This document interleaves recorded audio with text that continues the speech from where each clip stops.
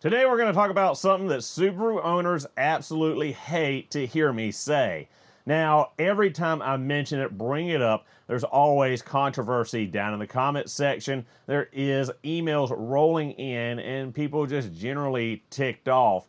But I don't say it to be mean, hateful, or any kind of way other than the fact that it's true. It's important and it could save Subaru owners thousands and thousands of dollars. Well, with all that said, let's just jump right into it.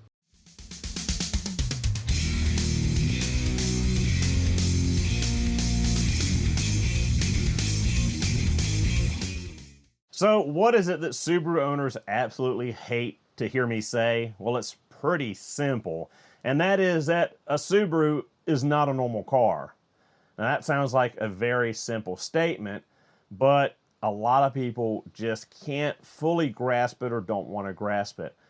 A Subaru is not a Toyota, a Subaru is not a Honda, and a Subaru is definitely not a Chevy Malibu. You can't drive a Subaru like a normal car, you can't maintain the Subaru like a normal car, and you cannot neglect it like a normal car. Well, that is if you want it to last. Now, before you feverishly write a comment down below, and Mr. Subaru, I've got a Subaru Outback Crosstrek, etc. with 200,000 miles on it, and I've never done any maintenance to it, and it's been perfectly fine, never broken down, never given me a day's issue. Well, congratulations, because you are the exception to the rule. You have won the mechanical lottery by doing so. You have a factory freak of a Subaru for it to get that far in life with no maintenance, no upkeep, and all of that abuse. Here's the truth. Subarus are engineered differently than basically anything else out on the road. Part of that being the Boxer engine. The Boxer engine is completely different than anything else out there as far as inline V or W configuration. The Boxer is its own animal and it's completely different in a lot of different ways. One of those being the way that the oil sits in and flows through the engine. The way that the rods, pistons, and rings sit in the Boxer engine. The way the heads and head gaskets cycle, heat in and out, completely different. And the oil control rings in a Boxer engine do what, well, oil control rings do in a Boxer engine, for those of you that know. With the differences of the Subaru, another being the all-wheel drive system. A phenomenal all-wheel drive system, the best on the market.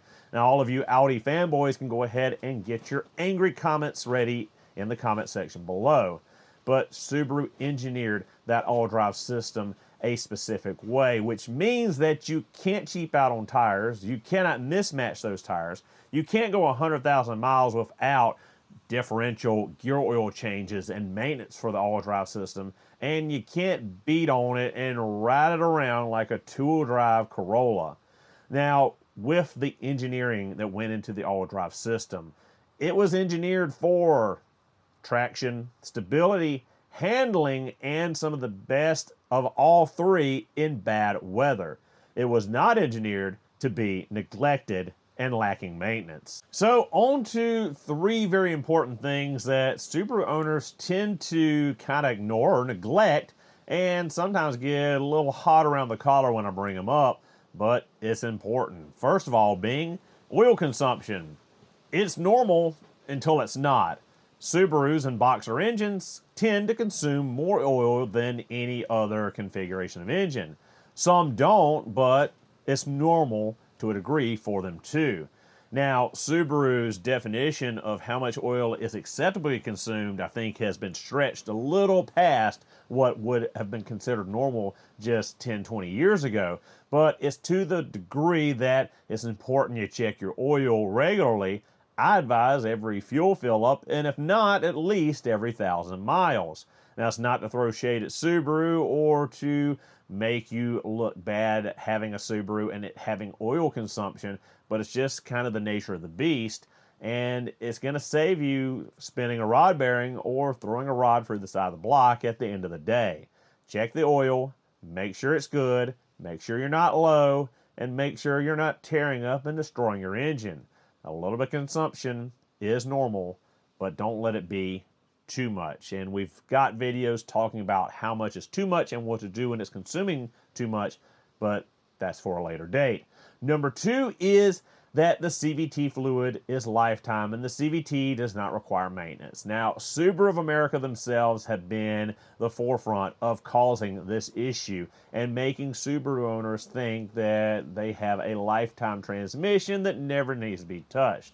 Well, if you want your transmission to last past 120,000 miles, I advise you replace that CVT fluid often and early. 3 years, 36,000 mile drain and refills are what is advised. More is not going to hurt, but you can't go with the lifetime fluid lie, because if you do, it will definitely last till it fails, and it will have been a lifetime. So if you want more than 120,000 miles out of your CVT, change that fluid. And the third being tires and tire strictness with Subarus. A lot of people get really hot under the collar when it comes time to replace a damaged tire, and Subaru tells you got to put a set of 4 instead of replacing 1 tire.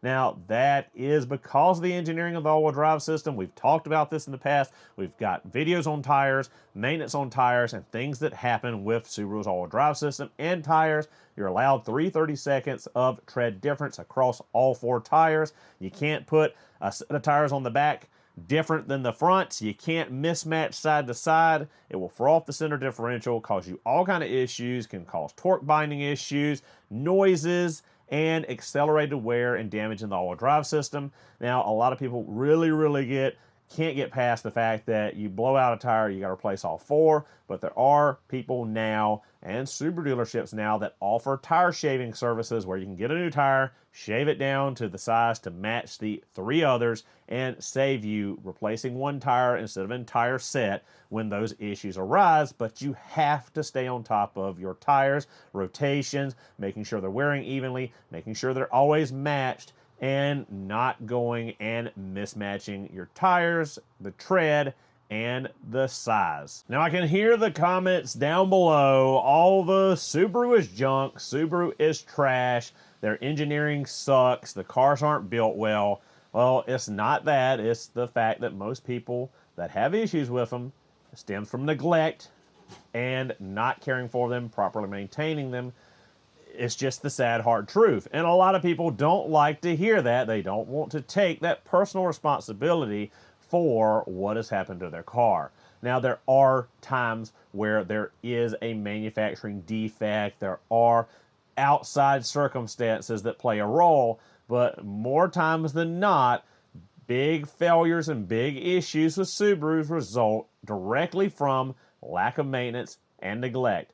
Now, that lack of maintenance and neglect can lead to what? Treating your Subaru like any other car on the road can lead to what? Spun rod bearings, rod knock, putting a rod through the side of the engine block, misfire issues, CVT chain slip, CVT total failure, head gasket failure, oil leakage, all kinds of problems that are common to Subaru, more than not, can be tied directly back to a lack of or neglect of a certain maintenance item or interval. Now, again, a lot of people get bent out of shape or mad when I bring this stuff up or talk about this stuff. But at the end of the day, I'm trying to save you thousands and thousands of dollars by spending tens of or hundreds of dollars in maintenance and preventative measures. Now look, I'm not saying Subarus are bad cars. A lot of times people watch these videos and think that's what I'm saying because I talk about common issues, common failure points, and the fact that they are not like anything else on the road. That's far from the truth. I own Subarus, I drive Subarus, I fix Subarus, I built an entire YouTube channel around Subarus. Right now I think I own 25 or 26 Subaru vehicles, and my fiance and I just ordered a brand new 2026 Outback Touring XT. I have full faith in Subaru vehicles. I'm not saying not to buy one. A lot of people take this as a turnoff to the Subaru brand, and it shouldn't be in any way, shape, or form. It's informing you. Information is key. Education is key. Being an informed consumer makes you a powerful consumer. It's not good to go into this stuff blind because a lot of people do. They go buy a Subaru thinking it's a Camry or a Accord or what have you, and they can treat it as such And it's not the case. Subarus are generally cheaper than other Japanese brands, but you have to make up a little bit of that in maintenance and care to get that same reliability as the others, which it's easily able to do, as I own and have seen many Subarus past 250,000 miles and far beyond. Now, if you got some usage out of this video, if you appreciate the video, let me know in the comment section down below.